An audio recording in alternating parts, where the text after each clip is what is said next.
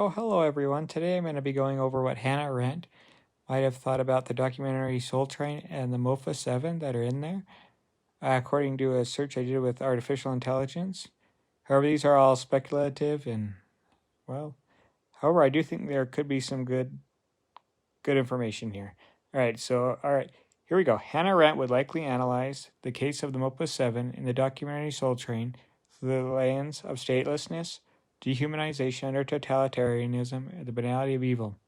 She would focus on the breakdown of the rights to have rights, the cold bureaucratic indifference of the Chinese government, and the extreme vulnerability of people who lose all political standing, statelessness, and loss of political rights.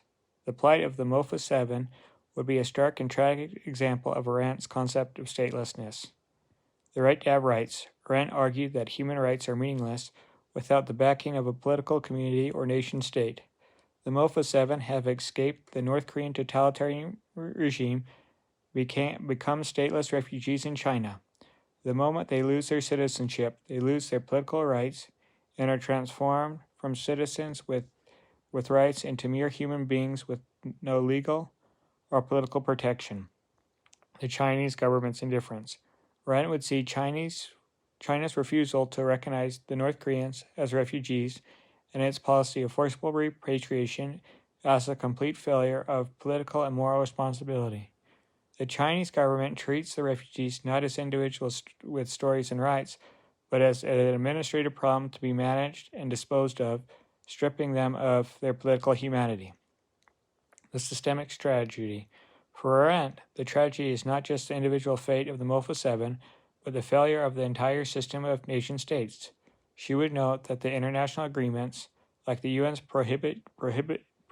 prohibition on returning refugees to danger, would become empty words when there is no political will to enforce them. The banality of evil.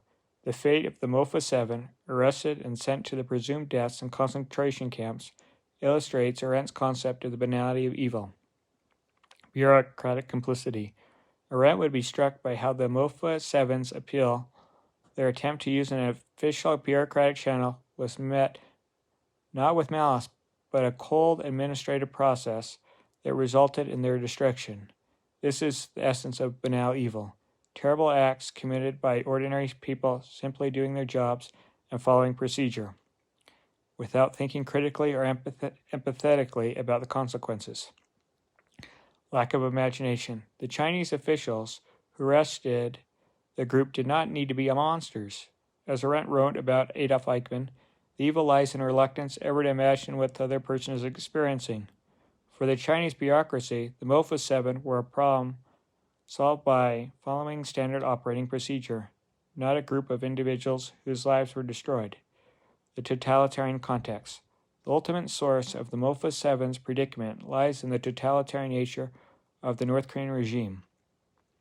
Ideology and terror.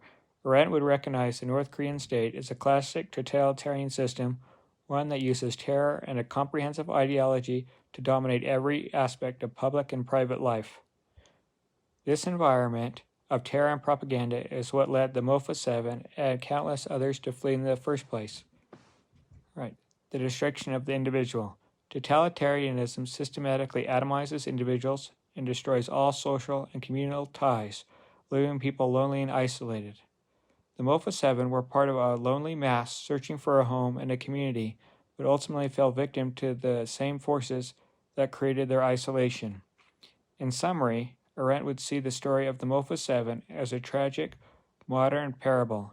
It reveals how statelessness removes the political protections that makes human rights possible, and how bureaucratic indifference, the banality of evil, can lead to immense cruelty. The group's fate illustrates the devastating consequences for those crushed between the iron-banded machinery of totalitarian terror and the cold, unthinking rationality of state bureaucracy. Thanks for listening, everyone. This is all the information I was able to obtain for this segment of video. But there probably will be more videos coming out. So please like and subscribe. Take care.